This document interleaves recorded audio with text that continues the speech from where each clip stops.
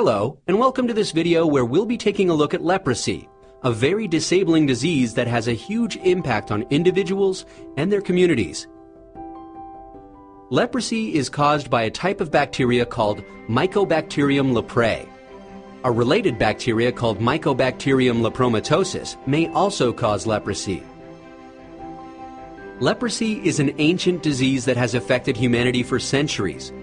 It's also known as Hansen's disease, named after Dr. Gerhard Hansen, who in 1873 first discovered the bacteria that caused leprosy.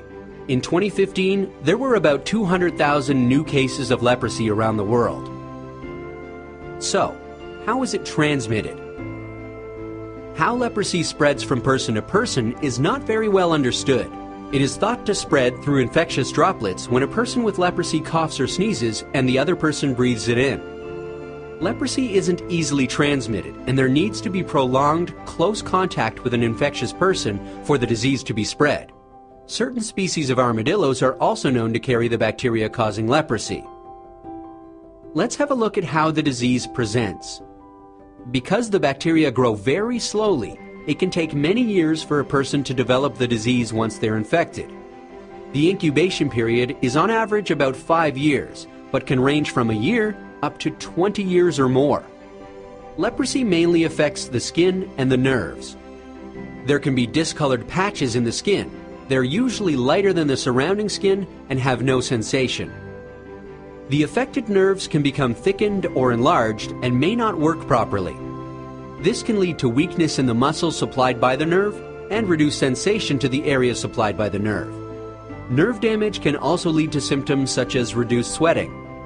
The loss of sensation can lead to injuries, particularly to areas such as the feet. These can go unnoticed, and people can end up with wounds and ulcers. They could also get worse over time and can lead to deformity and disfigurement. Other areas of the body that can also be affected include the mucous membranes of the upper respiratory tract and the eye, which can sometimes result in blindness. Unfortunately, people with leprosy may experience stigma and discrimination because of the disability and disfigurement that the disease causes. This can have a significant impact on their functioning in the society and their access to diagnosis, treatment, and care. Let's have a look at how the disease is diagnosed. Leprosy can be diagnosed using clinical and laboratory findings. Clinical findings include discolored skin patches with a loss of sensation and thickened nerves. Slit skin smears can be taken by making a small incision on the skin and examining it under the microscope for bacteria. Leprosy can be graded from mild to severe based on clinical findings, results of the skin smears, or a combination of the two. The WHO classification system uses the number of lesions or skin smear results to categorize leprosy into paucibacillary or multibacillary leprosy. The Ridley-Joplin classification system has 5 different categories, from tuberculoid leprosy, which is the mild form, to lepromatous leprosy, where there's widespread disease. The severity of the disease depends on how well a person's immune system responds to and fights these bacteria. So how do we treat the disease? Treatment focuses on using medication to stop the disease, managing the complications of the disease, and preventing disability. Leprosy can be curable with a combination of drugs taken for several months. The type of drugs that are used and the length of time will depend on the type of leprosy the person has. One of the complications of leprosy is the development of reactive episodes as a result of the response of the body's immune system to the disease. These episodes can occur before, during, or after treatment. There are 2 types, type 1 and type 2. Type 1 reactions can cause a range of symptoms such as redness and swelling of the skin patches, pain and tenderness of the nerves. Type 2 reactions can also cause a range of symptoms that include fever, malaise, and a skin rash called erythema nodosum. These reactions can be managed with medication. Preventing disability is an important part of managing leprosy.